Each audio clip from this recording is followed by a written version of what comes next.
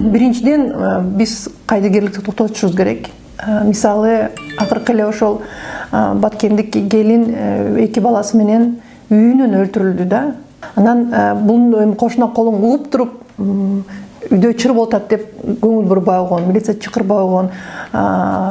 Ошондуктан мен ойлойм, биз биринчиден эл катары, кыргыз эли катары биринчиден ошол аялдарга болгон мамилени так өзүбүз аныктап алышыбыз керек.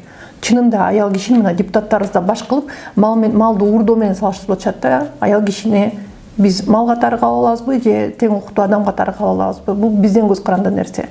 Коомчулук биз өзүбүз талап кылмайын, өзүбүздөн баштамайын, аялдарга, кичинекей кыздарга, келиндерге, өспүрүмдөргө сый мамиле, тең укуктуу мамиле, коргоо, камкор мамиле кылмайын, биз бул суроону чече албайбыз деп ойлойм.